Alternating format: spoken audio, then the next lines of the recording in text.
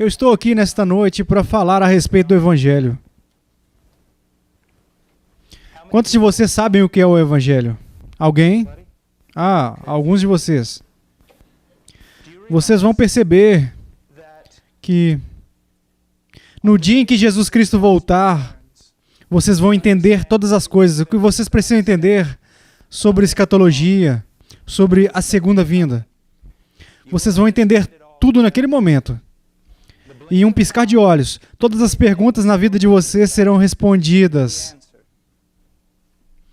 Mas ao mesmo tempo vocês vão passar a eternidade no céu e nem assim vocês vão começar a entender o Evangelho de Jesus Cristo. Vocês moram na América, um país que está dominado pelo Evangelho reducionista. Recebemos o glorioso Evangelho do nosso bendito Deus e nós reduzimos a 4 leis espirituais ou 5 coisas que Deus deseja que você saiba. Se você ler e aceitar e fazer uma pequena oração no final, parabéns. Você está admitido. Este não é o Evangelho de Jesus Cristo. Este não é o Evangelho de Jesus Cristo. Há tanta atividade na América e no cristianismo americano, tanto barulho, mas pelo menos começamos a entender o início do cristianismo. De acordo com as Escrituras, o maior conhecimento que um homem pode ter é o conhecimento de Deus. Se eu te desse um pedaço de papel e te pedisse para escrever a definição de cada atributo de Deus em um parágrafo, você saberia como fazer? Em todo o seu cristianismo, você aprendeu as coisas importantes? Quando você não tem mais a essência do cristianismo, o poder do cristianismo, a verdade do cristianismo, você tem que substituí-los por todos os tipos de coisas artificiais. Você tem que fingir ser a igreja de Jesus Cristo em um parque de diversões de Cristo, para fazer o mundo vir a você. Há 2 coisas que acontecerão neste país: um despertar ou um julgamento. Mas, olha, o julgamento não começa com políticos liberais ou com os imorais de Hollywood. Começa com a igreja. E aqui nós encontramos outro tópico importante. Onde está a igreja? O que é a igreja? Eu posso dizer para vocês que hoje em dia o que se chama de igreja não é a igreja. Mas a verdadeira igreja de Jesus Cristo acredita nele, se arrepende dos pecados, cresce em santidade e amor. Não está focada nele, em si própria, ou buscando sua própria realização, mas mostra desinteresse por estas coisas, se dando aos outros em nome de Deus. Veja, eu tenho um grande temor por vocês, porque muito do que vocês são, e tanto pecado, o que eu tenho também, não é baseado nas Escrituras, mas baseado na cultura. Isso deve acabar. Nós devemos reaprender, não verdades que ninguém nunca descobriu, nós devemos aprender as verdades que formaram a base do cristianismo histórico. Vocês devem, como cristãos, se vocês são cristãos, se voltarem à rocha da qual vocês foram cortados. Busque, disse o profeta, os antigos métodos e aprenda a caminhar neles. E por onde podemos começar? Começamos com o Evangelho de Jesus Cristo. Esta noite nós vamos ver o que a maioria dos teólogos consideram a passagem mais importante das Escrituras em toda a Bíblia. Na verdade, eu diria que se perdêssemos todas as passagens das Escrituras, exceto uma, essa seria a que eu manteria. Muitos se referiram a ela como a Acrópole da fé cristã, aquela cidade forte e fortificada de Deus. Então vamos abrir as Bíblias, se você estiver aí, no livro de Romanos.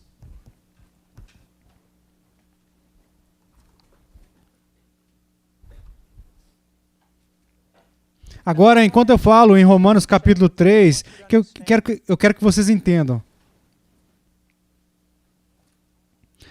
não me parece relevante para uma cultura moderna. E as coisas que eu vou dizer esta noite não vão agradar a minha cultura.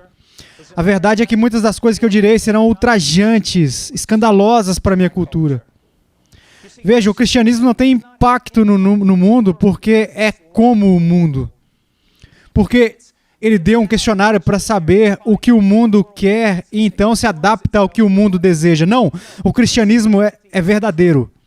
E se dirige às pessoas e as confronta com a verdade.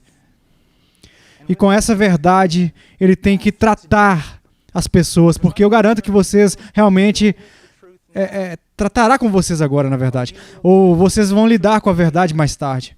Diante do tribunal de Deus. Veja, quando se trata de Deus, há uma doutrina que diz que Ele é eterno. Ele nunca será substituído. Não haverá regime para substituí-lo. O guarda nunca mudará. O Deus de quem eu vou falar esta noite é o Deus com quem sempre você terá que tratar e nunca será capaz de evitá-lo. Não importa o quanto você tente. Romanos capítulo 3, versículo 23. Pois todos pecaram e carecem da glória de Deus, sendo justificados gratuitamente por sua graça, mediante a redenção que há em Cristo Jesus, a quem Deus propôs no seu sangue como propiciação mediante a fé, para manifestar a sua justiça, por ter Deus, na sua tolerância, deixado impunes os pecados anteriormente cometidos, tendo em vista a manifestação da sua justiça no tempo presente, para Ele mesmo ser justo e o justificador daquele que tem fé em Jesus. Onde, pois, a jactância foi de toda excluída. Porque lei das obras? Não. Pelo contrário, pela lei da fé. Vamos orar. Pai,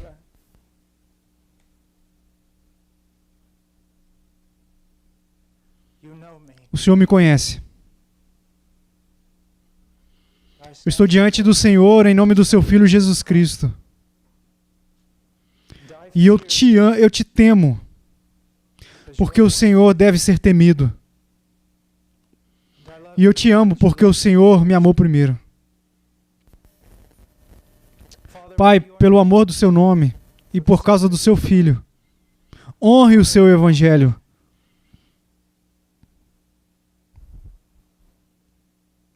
Pai, o Senhor sabe que eu sou um homem com lábios impuros e que habito no meio de um povo de lábios impuros. O Senhor conhece esta cultura, quão nojenta, o quanto ela se opõe ao Senhor. E o Senhor conhece o seu povo, como eles foram influenciados de tudo o que está errado. E eu oro para que o Senhor volte os corações do seu povo para ti. E para que eles possam te honrar, que eles venham temer a ti e te amar. E todas as coisas serão como lixo para eles, em comparação com conhecer ao Senhor. Pai, não me envie para um trabalho sem sentido. Que o Senhor trabalhe nessa noite ou nos mande para casa agora.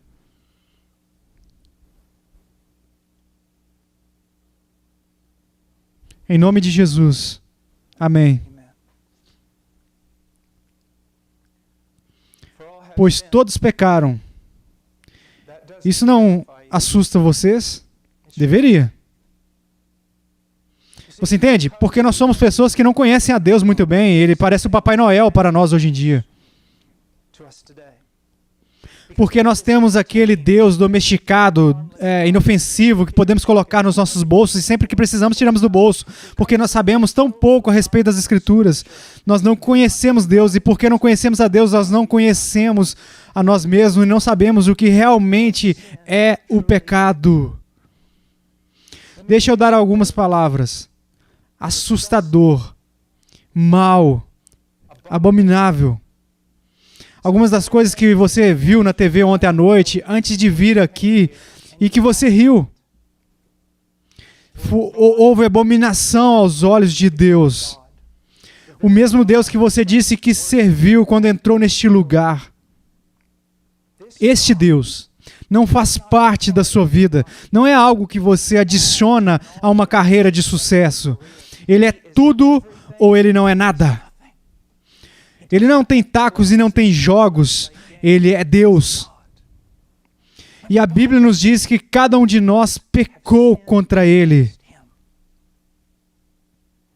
Os puritanos disseram assim, vocês não pecaram contra o prefeito de uma aldeia. Vocês não pecaram contra a raça de vocês. Mas vocês pecaram contra o Criador deste universo. Alguém que é tão bom que Ele merece absolutamente tudo de bom que você pode dar a Ele. E você não merece. Você pecou. Eu quero que vocês pensem por um momento. Na criação do mundo, Deus está lá naquele dia e comanda as estrelas muito maiores do que o nosso Sol. Eles se colocam em diferentes lugares no espaço e se curvam para ouvi-lo. Ele diz aos planetas para se colocarem em ordem e não estragarem essa ordem até que ele não ordene mais nada e eles se curvam e o adoram. Ele diz para as montanhas subirem, os vales se afundarem e todos eles escutaram. O mar, o grande mar, diz a ele: você virá aqui e não passará adiante desta margem. E o mar gritou, amém. E ele diz, vamos. E você responde, não. Não. Eu não vou. Ou eu irei, mas do meu jeito, na minha maneira de religião, para ser o suficiente, assim, para acalmar a minha consciência. Mas não como o Senhor quer. Pecado, todos pecaram. Todos quebraram os mandamentos de Deus, quebrá-los ou não. Enfim, você pecou. Todos pecaram e carecem da glória de Deus. Hoje, a interpretação moderna do versículo é que Deus o criou para um propósito glorioso. E porque você pecou, você não obteve aquele resultado glorioso. Esta é apenas uma pequena fração do que este versículo realmente significa. Este versículo não é a respeito de você e o seu propósito. Não é sobre você e a sua autorrealização. É sobre Deus. O que o texto realmente significa é: você foi feito para Ele.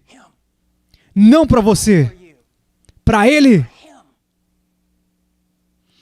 E sendo feito para Ele, você nunca terá paz até que esteja vivendo para Ele. Não apenas uma parte, não apenas um sim, Ele está na minha vida. Não só eu e Jesus temos algo em comum. Não. Até você ceder a Ele. Você será miserável. E um miserável pobre, e cego e nu. Não importa quanta riqueza, fama você obtenha nesta terra. Você vai ser um bastardo. Você foi criado para Ele. Na verdade, qualquer doença nesta terra é porque as pessoas se afastaram do seu objetivo. Eles se mudaram do lugar deles por conta própria. Você provavelmente já ouviu isso por causa da crise moral na América. Seria bom ter cuidado, porque nós seremos julgados. Não é verdade. Deixa eu dizer a você o que é verdade. De acordo com o capítulo 1 de Romanos, o fato de que nós temos uma crise moral é a prova de que já fomos medidos, encontrados em falta e julgados. Veja, todas as coisas horríveis, violentas e imorais que você ouve falar, elas não vão julgar a Deus, elas são o julgamento de Deus. Por um pecado maior que foi cometido, e isso é pecado, pois embora eles conhecessem a Deus, eles não o glorificaram como Deus, nem lhe renderam graças. E o que Deus fez? Ele tornou isso contra eles. Você quer autonomia? Você quer ser soberano sobre a sua vida? Deus disse, aqui está, ó. Mas a autonomia que Ele te deu, ela é a escrava de um coração corrupto e uma sociedade corrupta. E você usa a sua liberdade para se autodestruir. Este é o julgamento de Deus. Saiba que já está sobre nós. Isto está. É uma realidade. Por que você veio aqui esta noite? Ou para ouvir um discurso de cristão motivador? Ou ouvir a verdade? Essa é a verdade. Você pode ir a 1000 igrejas durante 100 domingos e você não verá nada além de um coro ao redor de Jesus. Vamos todos nos unir e dar um abraço coletivo e cantar Kumbaya, mas o problema é que realmente existe um Deus e este livro é verdadeiro. É verdadeiro. Todos pecaram e carecem da glória de Deus. Eu não me importo se você ganhar o mundo inteiro. Não é grande o suficiente. Você foi feito para a eternidade. Você foi feito para Ele. Para Ele. Eu sou cristão há mais tempo do que muitos de vocês já viveram. Eu estou no ministério há mais tempo do que vocês já viveram. Eu não lamento nada do que eu perdi por causa de Cristo. Eu sinto muito por tudo que eu guardei para mim. Todos pecaram e carecem da glória de Deus. Então ele retorna no versículo 24, ele diz, falando dos cristãos. E agora tem que ter cuidado. Por quê? 65% dos americanos acreditam que são cristãos. Se você pegar só a teologia clássica, a definição clássica do cristianismo, que nós escrevemos em todas as nossas denominações cristãs, você perceberia que provavelmente menos de 15% das pessoas que professam Cristo na América nem mesmo se converteram. Eles nem mesmo são cristãos. Alguns de vocês estão aqui esta noite que acreditam que vocês são cristãos quando na verdade vocês não dão fruto algum. Nenhum fruto real e genuíno. E o problema é que vocês estão ouvindo sermões que não fazem vocês pensar. Ninguém vai deixar vocês com temor. Existem algumas coisas para temer.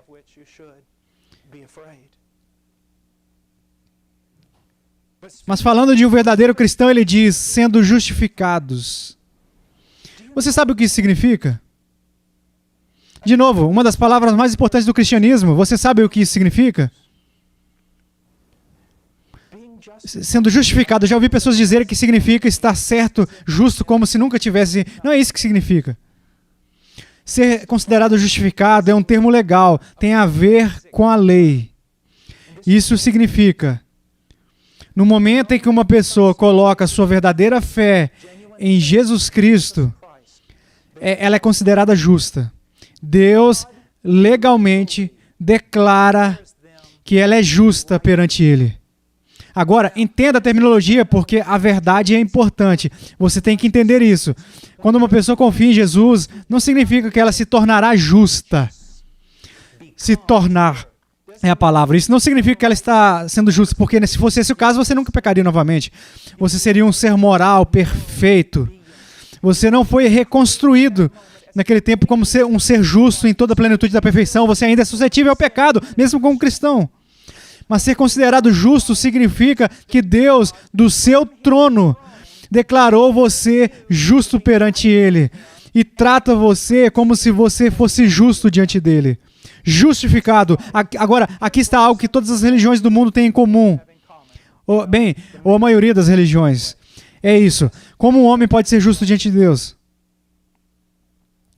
Como um homem pode ser justo diante de Deus? A maioria das religiões, na verdade, você pode pegar todas as religiões e reduzi-las a duas. A religião das obras e a religião da graça. Todas as religiões do mundo dizem, faça isso, faça aquilo, e você será digno de Deus. Faça Deus ter uma dívida com você e viva de tal maneira que Ele te torne salvo, porque Ele deve isso a você. Isso é o que os fatos realmente nos dizem. Então, a salvação pela graça é um presente. Procuramos um muçulmano e perguntamos, se você morresse agora, para onde você iria? Ele vai responder, eu vou para o céu. Por quê? Bem, porque eu li o Alcorão, fiz as peregrinações, fiz as minhas orações, eu sou um homem hétero, eu sou um bom homem. Ok. Vá até um judeu ortodoxo e diga, se você morresse agora, para onde você iria? Ah, eu vou para o céu. Por quê? Bem, eu amo a lei de Deus, eu sou um homem justo, eu jejuo, eu oro. Então eu vou para um cristão, para o verdadeiro cristão. E você diz, se você morresse agora, para onde você iria? Para o paraíso. Por quê? E o cristão dirá o seguinte: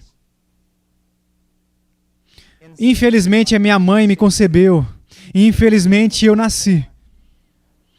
Descartando Deus desde o ventre, eu quebrei todas as leis.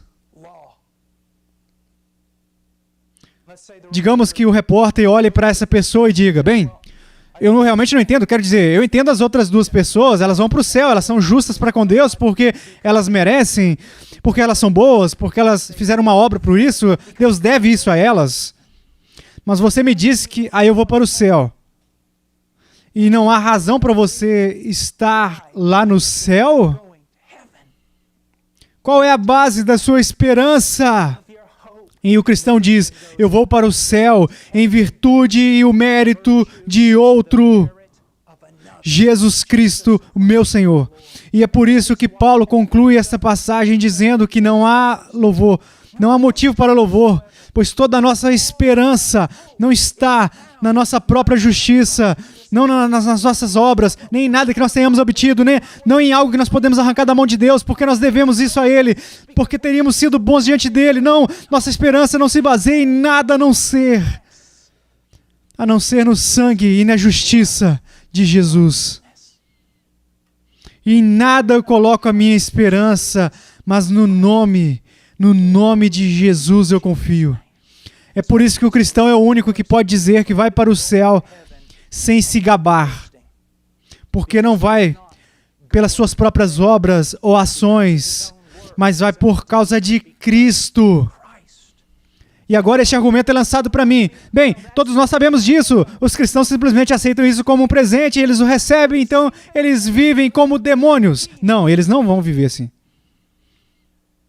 Membros da igreja não arrependidos e estudantes não arrependidos que dizem conhecer Jesus, eles dizem, a salvação é um presente, então eu vivo como o mundo. Eles fazem isso. Mas o verdadeiro cristão, quanto mais ele entende que a salvação é um presente, que não é baseado nas suas obras, ele está cada vez mais ciente do seu pecado e cada vez mais ele quer viver para Cristo. Não é um negócio que você precisa fazer. O amor o promove, a graça te motiva. Veja o que diz aqui, sendo justificados. Agora veja isso, gratuitamente por sua graça. Agora, você não precisa ser um graduado em literatura ou um especialista em grego para saber que existe redundância aqui. O que você quer dizer com sermos considerados justificados como um presente pela sua graça? Graça não é um presente, ele não se repete quando diz que nós somos considerados justos a Deus como um presente não como algo que nós ganhamos. Isso é exatamente o que ele quer nos ensinar. Agora, há algo muito interessante nessa palavra. Paulo diz, sendo considerados justos como um presente. Essa palavra presente em grego é encontrada em outro lugar, no Evangelho de João, onde diz isso. Falando de Jesus, ele diz, eles o odiaram sem causa. Sem causa. Essa frase aqui, sem causa, é traduzida pela mesma palavra da qual presente é traduzido aqui. Então o que ele diz é, ninguém jamais teve um motivo para odiar Jesus. Ninguém nunca teve um motivo para odiá-lo. E da mesma maneira, Deus não tinha motivos para te considerar justo. Quando Deus despreza o homem, Ele não encontra razão no homem para justificar ou declarar ele justo. Quando Deus olha para o homem, a única coisa que ele pode enxergar é o pecado. E a lei exige a morte desse homem. Então, se Deus declarou você justo diante dele, Ele não fez isso por você ou por mim, mas apesar de você e mim. Você se lembra da mulher que amava tanto a Jesus? Ela era uma mulher pecadora, ela veio e caiu aos pés dele. E Jesus disse a todos os fariseus justos, esta mulher ama muito porque muito foi perdoado. Uma vez um repórter veio até mim nervoso e disse, por que você sempre fala sobre o pecado? Eu respondi, porque eu quero que você ame a Deus. Ele disse, eu não entendo. Então eu disse, me escute. Aquela mulher amava tanto porque ela foi muito perdoada, porque ela sabia o quão pecadora ela era. Nós hoje em dia, você e a sua cultura e os pregadores da sua geração irão te mimar e te proteger, e eles não querem te ofender, porque eles querem ter você e te usar. Eles nunca vão falar sobre a verdadeira maldade do seu coração, e porque pensam que é melhor do que realmente são, não apreciam o que têm recebido. É por isso que eu vi viciados em drogas e prostitutas indo até Cristo. Então eles tiveram uma grande paixão, porque eles conheciam a miséria da qual eles foram salvos. Quanto mais eu conheço a respeito da natureza humana, de acordo com as Escrituras, e quanto mais aplico no meu coração, mais isso me leva a um coração de adoração. Adoração. Eu trabalho em muitos países subdesenvolvidos, onde as pessoas estão morrendo de fome. Se você se aproximasse de mim, e eu com um sanduíche assim na minha mão, de salame, com 2 pedaços de pão velho, e um pedacinho de queijo velho, e um pedaço de carne também, e eu desse a você, toma aqui, vamos lá. Você provavelmente o desprezaria e me daria as costas. Mas há alguns países onde, se eu fizesse isso, eles beijariam as minhas mãos, porque eu dei a eles essa comida. A pobreza deles os leva à gratidão. Esta é uma das razões pelas quais Jesus disse, bem-aventurados os pobres de espírito, aqueles que sabem quem são, porque assim eles podem apreciar o amor de Deus. E esse amor os moverá a servir. Agora ele diz, sendo justificados gratuitamente por sua graça. Um presente imerecido. Você pode pensar que quando um pregador se levanta e diz, olha, a salvação é um presente merecido. Talvez você pense que as pessoas pulam na primeira oportunidade de ter algo assim, mas não. Você sabe por quê? As pessoas são orgulhosas. Eu não preciso de nada de ninguém. Eu não preciso de nada do seu Deus. Eu posso fazer todas as coisas sozinho. Cara, você não pode sequer respirar sem a graça de Deus. E mesmo o ateu mais teimoso, que cerra os punhos na face de Deus, amaldiçoando o seu nome, ele o faz apenas com o poder recebido de Deus. Tudo é graça. Tudo é presente e merecido. Uma vez eu estava buscando a Deus e algumas pessoas se apresentaram e tal, e eu também desci e orei. Tinha um jovem lá no meio e ele orou comigo, e ele orou assim, ó: Senhor, eu quero que o Senhor me dê o que eu mereço. Eu nunca impedi ninguém de orar, mas eu impedi esse jovem. Eu bati no ombro dele, ele fingiu que não viu, ele continuou a orar, eu bati de novo no ombro dele. Ele olhou para mim e eu disse: nunca, nunca repita esta oração novamente. Porque, meu jovem, a única coisa que você merece é uma eternidade no inferno. Você tem que clamar para que Deus lhe dê o que você não merece. Graça, dom imerecido, vida eterna em Jesus Cristo. Paulo continua. Somos considerados justos, declarados justos, como um presente por sua graça, mediante a redenção. Você sabe o que isso significa? Existem algumas palavras, disseram os puritanos, que depois de dizermos, devemos ficar em silêncio e ficar quietos com os nossos lábios tremos, porque são quase sagradas assim, para ponto de serem pronunciadas. Essa é uma daquelas palavras. Significa para comprar. É tipo comprar a liberdade de um escravo ou um prisioneiro. Um prisioneiro de guerra com um preço a ser pago. Isso significa um dom imerecido da parte de Deus, este estado de justiça perante Ele. Isso custa alguma coisa.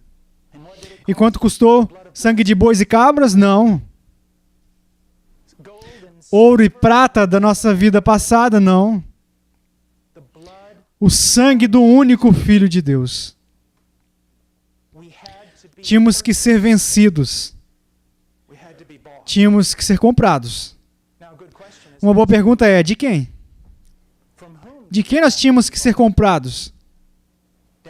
Ao longo da história surgiram muitas teorias antibíblicas. Os pais gregos estavam muito errados porque disseram que o preço deveria ser pago a Satanás. O homem caiu, estava, portanto, debaixo do poder de Satanás, e o preço tinha que ser pago a Satanás para que o homem fosse libertado. Não. Você quer saber por que o preço foi pago?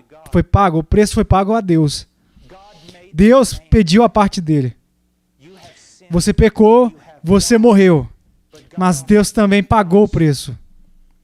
O sangue do seu filho. Falaremos sobre isso com mais detalhes em um momento, mas eu quero continuar agora.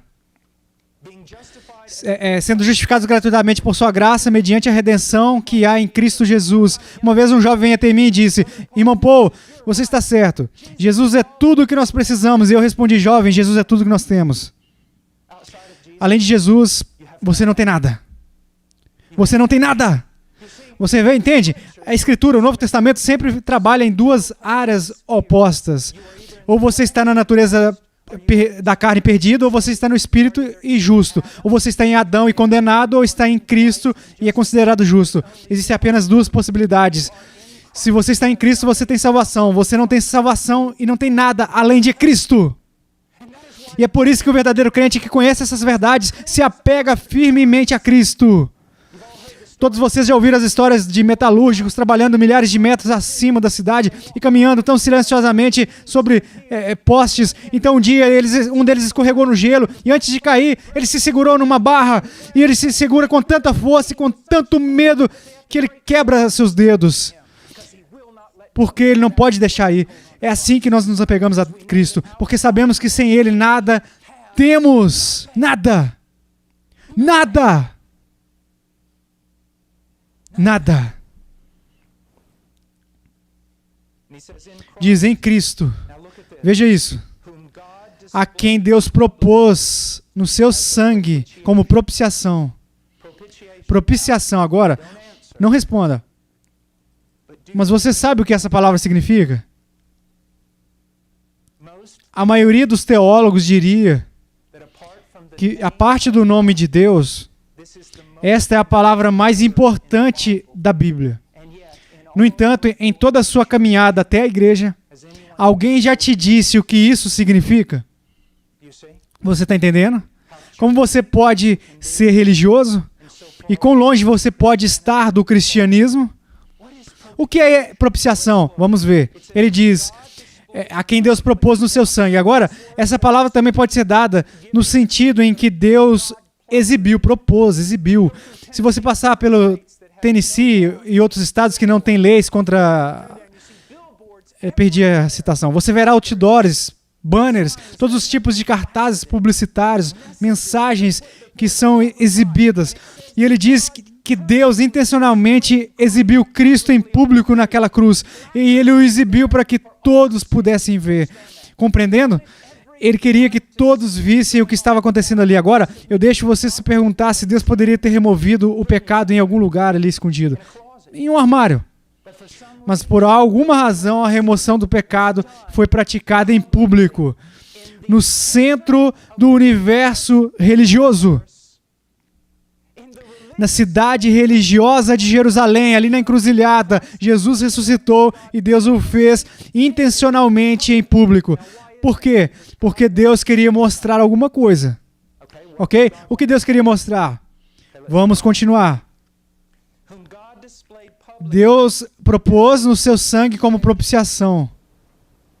Agora, às vezes usamos essa palavra em espanhol, no antigo castelhano, propício. Se você disser, por exemplo, no espanhol antigo, seja propício a mim, significa ter misericórdia de mim. Não me dê o que eu mereço. Se for assim, um ladrão é pego por seu mestre porque ele roubou e ele é digno de morrer, e seu mestre o pega pelo pescoço e o arrasta por trás assim dele, para levá-lo para a forca, e o ladrão escapa e cai de joelhos. E o que ele faz? Ele implora por misericórdia. Não faça comigo o que eu mereço. Não faça comigo o que a lei exige. O que é propiciação é um sacrifício. O que permite que Deus tenha misericórdia dos culpados. Agora, qual é o problema? Vou apresentar a vocês o maior problema do cristianismo. É disso que se trata todo o Evangelho. É isso. É o núcleo, é o coração do Evangelho. Mantenha marcado aí em Romanos e vá até Provérbios por um momento. Provérbios 17, 15. Agora escute o que diz. Escutem, estudantes. Você está em um lugar de aprendizado. Presume-se que você tenha passado nos exames de admissão para chegar a esse lugar. Agora pense. Pense! O cristianismo não é verificar se o seu cérebro lá na porta antes de entrar. É começar a pensar. É sobre como usá-lo. Agora pense.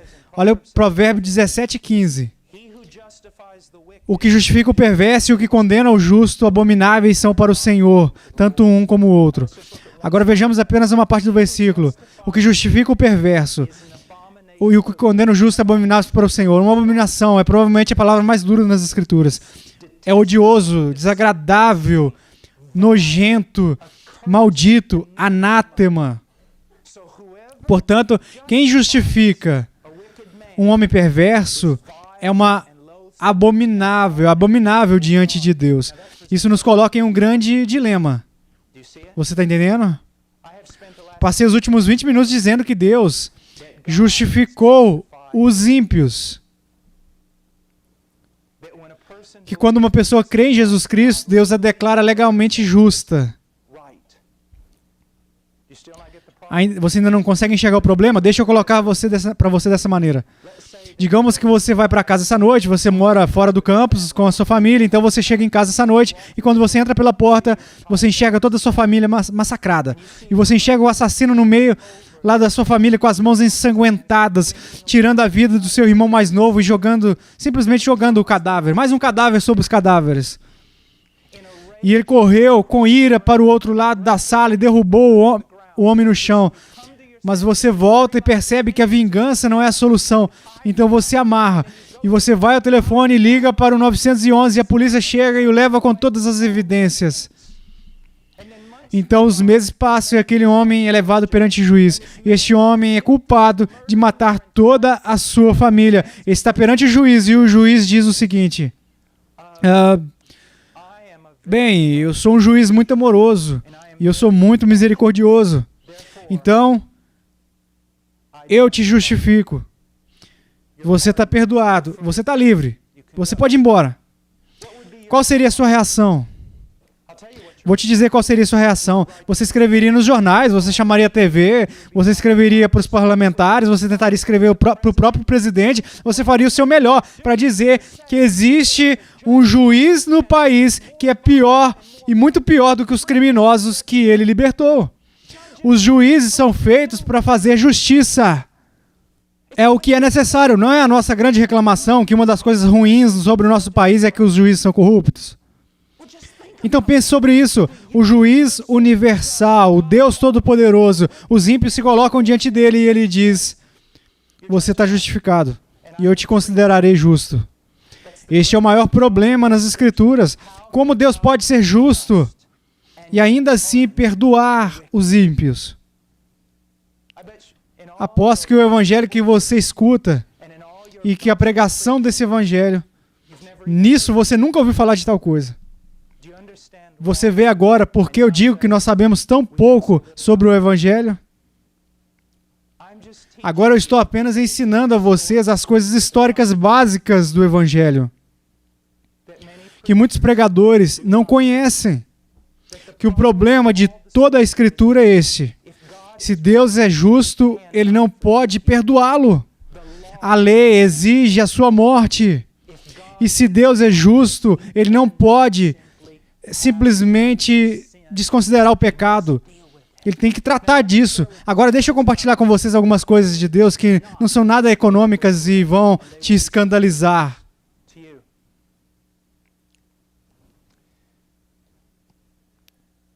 Quando foi a última vez que você ouviu um sermão a respeito da ira de Deus? Qual foi a última vez que você ouviu um sermão sobre o quanto Deus odeia os ímpios? Qual foi a última vez que você ouviu algo assim? Deus ama o pecador, mas odeia o pecado. Eu estou aqui para te dizer, mesmo que fique bem nas costas de uma camiseta cristã, isso não é bíblico e não é cristianismo histórico. Dê uma olhada, não perca a página aí e volte para Salmo 5.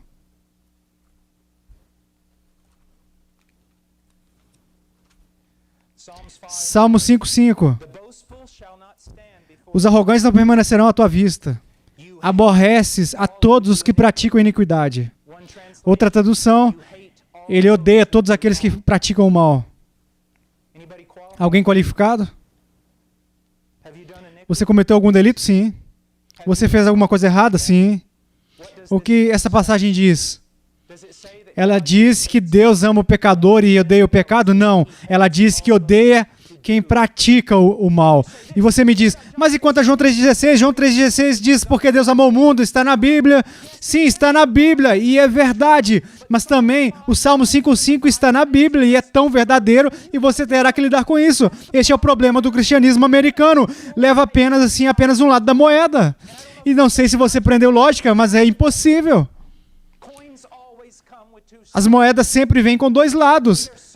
Escute sermões após sermões sobre o amor de Deus. E a Bíblia fala tão claramente também da ira de Deus. E a maioria de vocês nunca ouviu falar nenhum sermão sobre isso. Você só consegue ver uma parte da história. E isso é muito perigoso. Você diz, Deus não odeia porque Deus é amor. E eu digo a você, não, Deus odeia porque Deus é amor. O que você quer dizer, irmão Paul? Deixa eu te perguntar. Você ama os judeus? Eu espero que sim. Se você ama os judeus, pode ser neutro em relação ao holocausto? Você vai odiar o holocausto. Se eu for até você e falar a respeito da escravidão afro-americana, a segregação, e você vai, bem, olha, não foi um grande negócio, eu estou em uma posição neutra. Você ama os afro-americanos, então? Não. Você ama bebês? Você deve, então, odiar o aborto. Você está entendendo?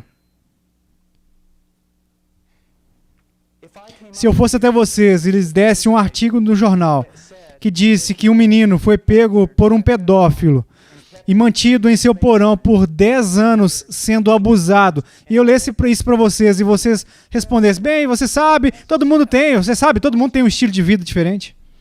Se você respondesse assim, eu acho que você seria tão monstro quanto o homem que sequestrou o menino. Você entende? Você mesmo, quando você ouve histórias sobre coisas horríveis, o que aconteceu e as injustiças, você fica muito chateado, não fica? Você fica irritado. Então você tem o direito de se comportar assim e Deus não? Você que quebrou todas as leis de Deus, você tem o direito de se levantar e ficar com raiva porque alguém fez algo pior do que você, mas Deus que amou, então ele tem que se sentar na cadeira e ficar neutro? Você já ouviu o pregador dizer, a primeira coisa que eu quero dizer é que Deus não é um Deus irado. Você já viu algo assim? Bem, eu tenho novidades para vocês. Deus é um Deus irado. Na verdade, a Bíblia diz que ele fica irado todos os dias. Isso é o que a Bíblia diz.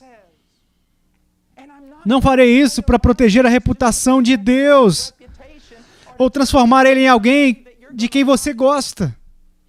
Eu vou te dizer quem ele realmente é. E você diz, irmão Paul, e quanto ao amor, somente neste contexto você pode entender o amor. Veja, Deus é justo e santo. Ele ama tudo o que é belo e bom.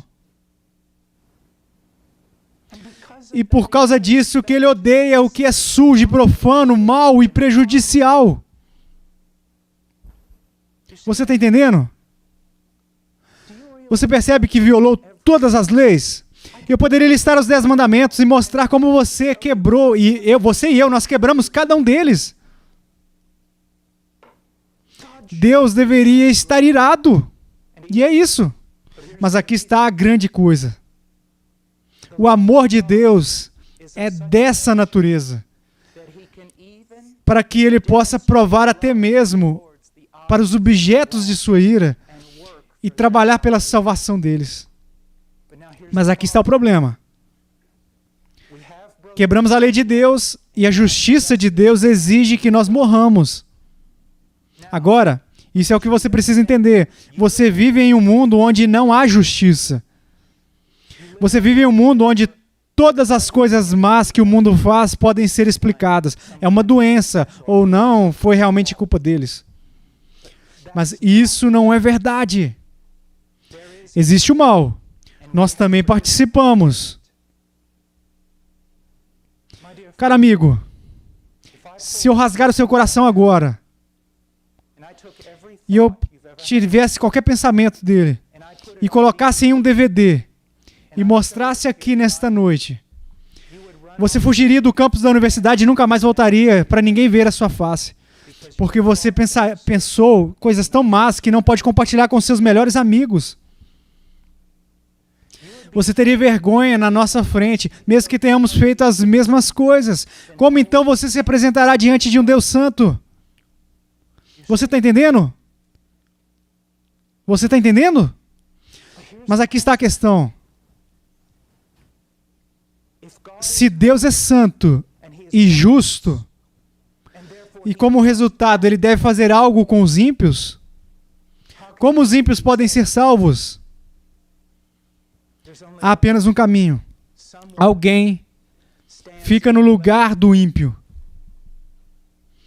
leva toda a culpa dos ímpios e é julgado e condenado no lugar dos ímpios. E isso é exatamente o que Jesus Cristo fez. E nisso está a demonstração do amor de Deus. Veja, eu pintei um grande quadro negro. Por quê? E eu vou te dizer o porquê. Esta tarde, deixa eu fazer uma pergunta. Para onde foram todas as estrelas? Um grande cosmo veio gigante assim, se colocou em uma cesta e os levou para o outro lado do mundo. Para onde eles foram? Para lugar nenhum. Então por que não podemos vê-los? Porque havia muita luz do sol. Mas na névoa da noite, essas luzes brilham intensamente. A mesma coisa acontece com o amor de Deus. Se alguém viesse aqui e pintasse um enorme quadro com você que está tudo bem, está tudo certo, e você está bem, eu estou ok, e Deus nos ama porque nós somos pessoas muito legais, você não enxergaria a graça, você não veria o amor, você não veria nada digno de adoração. Mas quando você enxerga a escuridão profunda do seu pecado, aqui aparece a glória do amor de Deus. Um amor que você não merece, você não pode merecer. Mas aqui está a coisa maravilhosa, especialmente quando você é um cristão mais velho como eu. Se eu não merecesse quando eu comecei, mesmo agora, eu não tenho nada que mereça. Minha vida não está mais debaixo da lei, mas debaixo da graça. Por causa de Jesus Cristo, Deus me ama em todos os meus pecados, em toda a minha fragilidade e escorregões, em todo o meu pecado. Deus me ama porque Ele nunca dependeu de mim ou das minhas ações. Ele depende de Jesus e do que Ele fez por mim. Então eu não tenho que fazer teatro na frente dele, como se eu devesse adquirir o seu favor. Ele me ama, acabou, está concluído há mais de 2000 anos naquela madeira. Um Deus perfeito, um homem perfeito, pagando um preço perfeito. Agora, eu gostaria de examinar algo que é muito importante, é a coisa mais importante. Então, fique comigo, eu sei que fomos longe, mas escute. Quando as pessoas falam sobre a cruz, sempre falam sobre os cravos nas mãos e nos pés dele, a lança nas costas, a coroa de espinhos na cabeça, os insultos, as surras, os chicotes, tudo sobre o sofrimento físico de Cristo. E eu não quero tomar nada disso e tirar. Mas se isso é tudo que você sabe sobre a cruz, você não sabe nada sobre a cruz, você não entende a cruz. Não somos salvos apenas porque os romanos e os judeus rejeitaram Jesus ou o pregaram na cruz e que eles perfuraram a sua costela ou o chicotearam. Nós estamos salvos porque naquela cruz Ele carregou o nosso pecado. Ele foi abandonado pelo seu Pai. E Deus Todo-Poderoso esmagou o seu único Filho, debaixo de todo o poder da sua ira contra o nosso pecado. Você dirá, nunca ouvi nada parecido com isso. É apenas o cristianismo histórico. Veja, quando você ouve sobre a cruz, tudo que você ouve é sobre o que as pessoas fizeram com ele. Não somos salvos apenas pelo que as pessoas fizeram a ele. Somos salvos pelo que aconteceu entre ele e o seu pai. Você entende?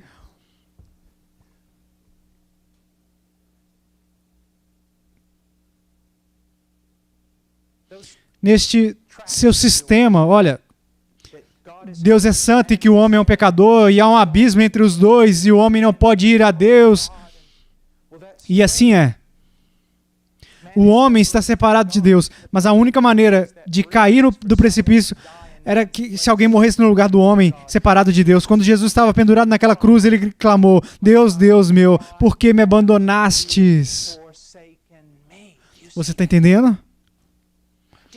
Você sabe o quanto Deus odeia o pecado e o que Ele fará com o pecado no último dia? O que você precisa entender é que quando Jesus estava naquela cruz, Ele levou o pecado, a culpa do seu povo, e foi tratado por Deus Pai na maneira como nós devíamos ser tratados. Ele foi esmagado pela ira de Deus. Ele foi abandonado por Deus.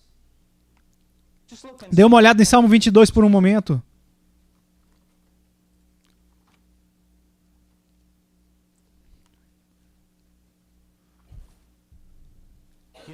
Você sabe que quando Jesus estava na cruz, ele clamou: Deus meu, por que me abandonastes?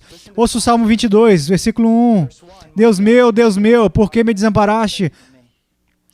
Porque se acham longe de mim a salvação as palavras do meu bramido. Deus meu, clamo de dia e não me respondes, também de noite, porém não tenho sossego. Contudo, tu és santo, entronizado entre os louvores de Israel. Nossos pais confiaram em ti, confiaram e os livrastes. A ti clamaram e se livraram. Confiaram em ti e não foram confundidos, mas eu sou verme e não homem, opróbrio dos homens e desprezado do povo. O que ele está dizendo? Ele reclama, ele questiona a si mesmo. Deus, por que o Senhor me abandonastes? Então ele traz o seu argumento. Isso nunca aconteceu na história do povo de Deus, que um homem justo clamou e o Senhor não respondeu. Mas aqui estou eu nesta cruz, o seu único filho, e eu clamo para o Senhor e o Senhor não me responde. Por quê? Então ele responde a sua própria pergunta: você é santo e eu sou um verme. Uma reprovação. Você entende? Alguém teve que assumir a sua culpa, levou sobre ele o seu pecado. Já ouvi pessoas dizerem: bem, quer saber? Deus olhou por intermédio dos céus e ele não viu nenhum anjo disposto, ele olhou para todo mundo e não era ninguém disposto, é absolutamente absurdo. Mesmo que todos os anjos do céu quisessem, o preço não teria sido pago por eles. Veja, quem deveria morrer ali tinha que ser um homem. O homem pecou, o homem deveria morrer. Deus se fez homem e ele se tornou o nosso irmão. O nosso irmão mais velho. Os judeus estão falando sobre isso. Ele se tornou um de nós. Ele se identificou conosco. E assim ele poderia ir para a cruz no nosso lugar. Uma vez pregamos em uma universidade e um estudante se levantou e disse: eu tenho uma pergunta para você. Como é possível um homem sofrer por algumas horas pendurado naquela cruz e ainda pagar o preço por uma multidão de pessoas e salvá-las da eternidade no inferno? E eu respondi: jovem, só existe uma maneira. Porque o homem que estava na cruz tinha mais valor do que todas as pessoas juntas. Você pode levar tudo o que existe, assim, montanhas, colinas, palhaços, estrelas, anjos, o sol, os planetas, as luas, as fontes, todas as coisas bonitas, e você colocar em uma parte da balança, e Jesus do outro lado da balança, ele vai pesar muito mais do que tudo isso. E ele foi capaz de fazer isso por causa do seu valor infinito. Um teólogo colocou dessa maneira: o Filho olhou para o céu, levando os nossos pecados, e clamou: Deus meu, por que o Senhor me abandonaste? E Deus Pai bateu a porta do céu diante da face dele e disse: o Senhor teu Deus te condena. Alguém teve que morrer debaixo da ira de Deus contra o nosso pecado. Você quer saber o quanto Deus odeia o pecado? Quando seu próprio filho levou o pecado, Deus o esmagou. O que você acha que ele fará com você no dia do julgamento, se você aparecer diante dele descoberto, nu? Se você vier diante dele sem Cristo? Você diz, é horrível, é bíblico, é escandaloso, mas é verdade. E eu posso te dizer, há muito mais versículos na Bíblia que reforçam o que eu estou dizendo, em vez do que diz os cristãos de hoje em dia na América.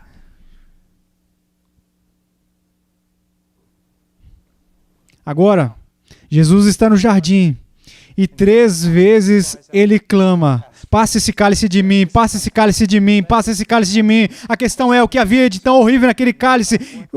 O que era o cálice? Se olharmos para as Escrituras, especialmente no livro dos Salmos, o livro de Jeremias, é sobre o cálice. Deixa eu resumir um pouco para dar algumas verdades a respeito deste cálice. Se você colocar todos os salmos e os profetas juntos, eles dirão algo assim: por causa da iniquidade dos gentios, eu os colocarei no cálice do meu furor. E eu os farei beber. E eles beberão e ficarão bêbados e morrerão. Mas naquela cruz, Deus deu o cálice para o seu filho. E o seu filho tomou todo o castigo de um Deus santo, justo e amoroso contra os pecados do seu povo. E quando ele clamou, está finalizado, ele tomou aquele cálice até a última gota. Ele tomou tudo. Imagine uma piscina com 5.000 metros de altura e 5.000 metros de largura, cheia de água, e 1 milha abaixo está a sua aldeia. Uma pequena aldeia cheia de palhas. E uma manhã você de repente acorda e sai e ouve um estalo alto, e antes que você perceba, a piscina está quebrada e toda a água é liberada em sua direção. Você nunca será encontrado, e antes que a água chegue à aldeia, a terra se abrirá e engolirá toda a água, para que nenhuma gota toque na sua roupa. Isso é o que Jesus fez por você. Imagina uma pedra de moinho de 500 quilos e outra no topo do mesmo peso, moendo na direção oposta, uma contra a outra. E coloca um pequeno grão de trigo no meio delas. E no início a pressão sobre a concha aumenta e depois ela explode e pulveriza. Se o grão de trigo que caiu à terra não morrer, ele fica só, mas se morrer, dará muito fruto. Esta é a cruz. E ele diz aqui, veja, versículo 26, tendo em vista a manifestação da sua justiça no tempo presente, para ele mesmo ser justo e o justificador daquele que tem fé em Jesus. E no versículo 25, para manifestar a sua justiça por ter Deus na sua tolerância deixado impunes os pecados anteriormente cometidos. O que ele quer dizer? Significa isso. Adão e Eva pecaram contra Deus. Eles deveriam ter morrido naquele dia, não deveriam ter tido pena. Eles deveriam ter sido destruídos. Relacionado ao grande dilúvio que destruiu todas as nações e deixou apenas Noé, apenas o problema, Noé era pecador, ele deveria ter morrido também. Deus chama Abraão entre as nações e o chama de amigo. Existe outro problema, Abraão não acreditou em Deus e pecou. Deus chama Davi de filho e Davi cometeu um assassinato, basicamente é conhecido por ter cometido adultério. E por causa do seu orgulho ele causou a morte de muitos compatriotas. Você pode imaginar o acusador? Você entende? Até agora apenas a justiça é conhecida. Satanás se rebelou no céu e deu-lhe justiça, justiça perfeita. Você está entendendo? Sem misericórdia, mas justiça. Você pode imaginar o dia em que ele deu uma profecia tão boa a Adão. Imagine Satanás parado ali dizendo: Senhor, o que aconteceu? Você não é mais justo, Adão deve morrer. Como você pode perdoá-lo? Você pode imaginar Noé na arca. Senhor, o que aconteceu? O Senhor desceu do seu trono e esse homem tinha que morrer. Davi, você o chama de filho? Como você pode fazer isso e ainda ser um Deus justo? Como você pode perdoar o pecado deles e eles têm que morrer? 2000 anos atrás, Deus respondeu a questão. Quer saber como eu posso fazer uma profecia para Adão? Você quer saber como eu posso salvar Noé? Um homem pecador da morte certa de um dilúvio terrível? Você quer saber como eu posso chamar um homem chamado Abraão, da cidade de Ur, e chamá-lo de meu amigo?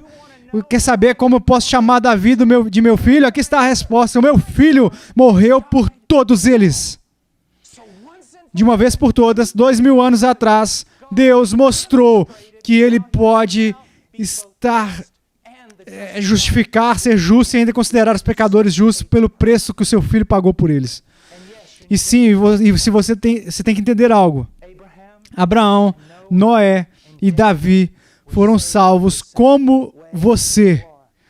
Eles olharam para a promessa de Deus e eles acreditaram em Deus. Mas eu quero que vocês entendam que acreditar em Deus não é suficiente para te salvar, a menos que Ele tenha pago o preço. Sua fé não paga o preço. Sua fé deve estar naquele que pagou o preço, que é Jesus Cristo. Então, Deus é justo e considera os ímpios justos. Jesus morreu e depois de 3 dias ressuscitou dos mortos. E Deus disse que este é o sinal que Ele nos dá. E se este sinal não for suficiente para você, não haverá outro. Esta é a demonstração de Deus de que Jesus, o carpinteiro lá de Nazaré, era o Filho de Deus.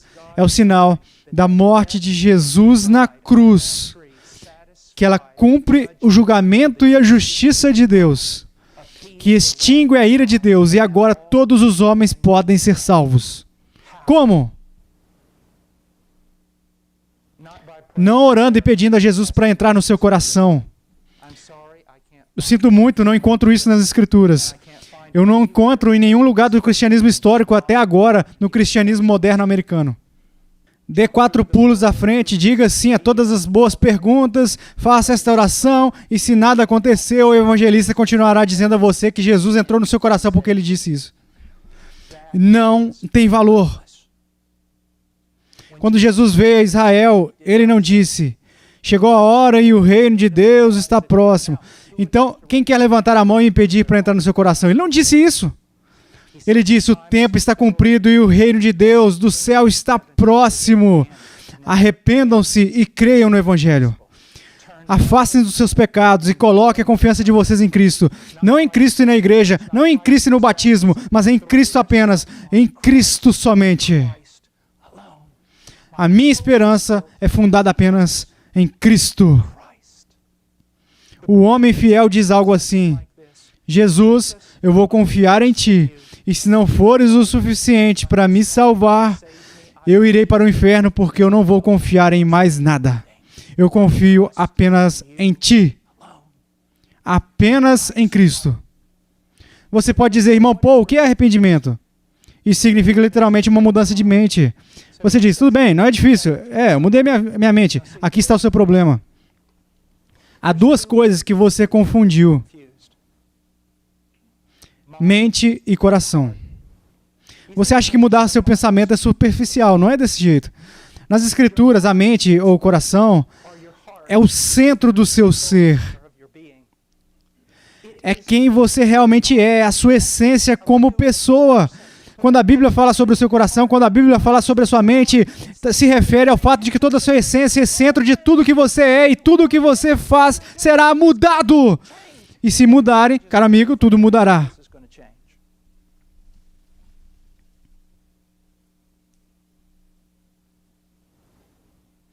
Mudança de mente. Mude a sua mente. Sobre o quê? O apóstolo Paulo é um grande exemplo disso. Ele estava a caminho de Damasco, e isso é o que a sua mente pensava: que Jesus é o maior blasfemador, que os cristãos mereciam morrer, e que ele iria matar todos eles, ou pelo menos calá-los eles, todos eles. De repente Cristo aparece, e você deve entender que por 3 dias aquele homem ficou cego, e não comeu e nem bebeu. Você sabe por quê? O que isso prova? Cristo destruiu absolutamente toda a realidade daquele homem. Ele desintegrou o mundo dele. É como acordar uma manhã e ver que realmente existe uma matriz. Tudo é falso. Imagine isso. Toda a sua visão do mundo sendo completamente destruída. E agora ele acredita naquele que pensava ser o maior blasfemador e no qual ele mesmo percebe que é Deus, o Filho, e que ele deve servi-lo com toda a sua vida. E ele agora percebe que aqueles que ele queria prender, matar, machucar e tal, que esses são o povo de Deus, e agora ele deve fazer tudo ao seu alcance pelo resto da sua vida para abençoá-los. Isso é arrependimento. É como quando um estudante, muitos anos atrás, que pensava em dinheiro, em músculos, e aparência, e roupas caras, e sendo aquele cara do campus, ele percebe que ele está morto, um bastardo sujo, ele está nu, ele é egoísta. Há coisas horríveis para uma pessoa nele. E como Deus, que abençoou a sua família com riquezas e inteligência e todas as coisas do sonho americano, que ele apenas simplesmente blasfemava contra Deus, o ignorava e lutava contra ele. E vai ser tudo para o mundo. Vai se sentar no canto do corpo docente, pregando o evangelho com seus amigos, pensando que ele havia enlouquecido.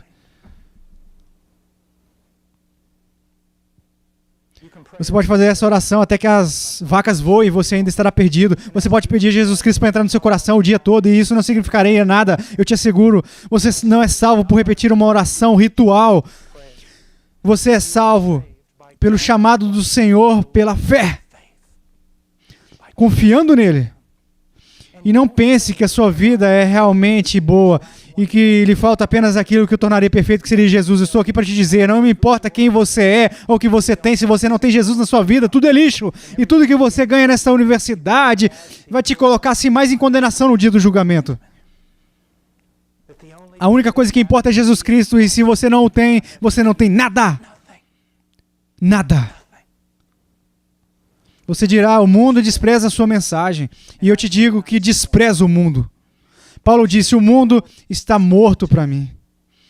E eu também estou morto para o mundo. Mas eu vivo para Cristo e proclamo as boas novas. Não tem nada a ver com um monte de americanos sendo pegos em qualquer coisa para tornar sua vida mais fácil, para que eles possam ter a melhor vida que agora. É sobre morrer para todos os seus sonhos, morrer para a sua vontade, morrer para você mesmo, da sua autonomia, do seu domínio, e se lançar nas mãos de Cristo. E acreditar que o que ele fez naquela cruz foi o suficiente. O que você deve fazer esta noite? Alguns de vocês deveriam ir para casa e clamar a Deus até saber que ele te salvou. Alguns de vocês podem ser verdadeiros cristãos, mas o mundo os impediu até aqui. Vocês têm que se odiar pelo que fizeram e se jogar nas mãos de Deus. Sim, alguns de vocês podem pensar que são cristãos, mas vocês não têm frutos. Jesus disse, nem todos que virão a mim naquele dia dizendo, Senhor, Senhor, entrarão no reino dos céus. Vocês vão conhecê-los pelos seus frutos. Não são os fatos que os salvam, é uma blasfêmia. Mas se você está salvo, você nasceu de novo. Vocês se tornaram novas criaturas que viverão de maneira diferente, de uma maneira que irá separar vocês do mundo e que será uma ofensa ao mundo. Jesus Cristo promete a vocês duas coisas essa noite: vida eterna e a cruz. Este é o Evangelho. Venha para ele. Seja salvo. Não vou fazer um convite e não vou pedir a ninguém que levante a mão e incline a cabeça.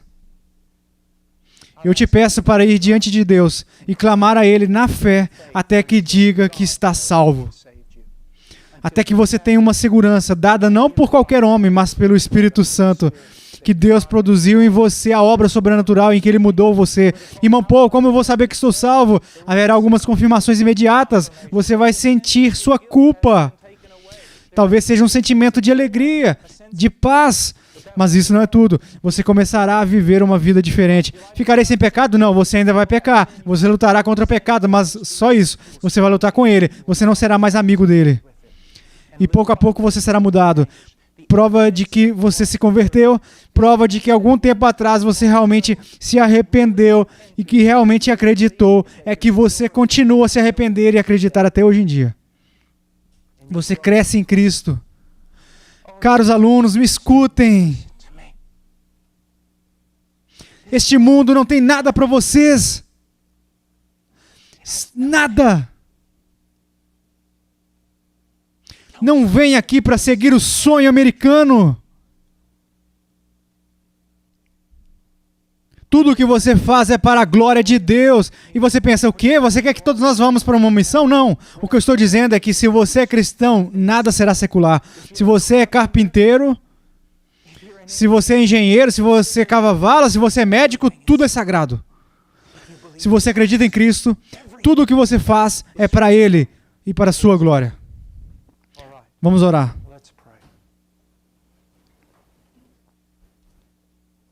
Pai, para que seja um despertar, Deus, para que seja um despertar, para que esses alunos aqui te conheçam, não para serem mimados, mas para agradarem a Deus, conhecerem a Ti, conhecerem o Seu Filho, para seguirem a Ti, que seja algo real, um cristianismo verdadeiro. Pai, eu oro para que os alunos aqui deem suas vidas a Ti. Que alguns deles possam ir até os confins da terra para pregar o Evangelho, o verdadeiro Evangelho.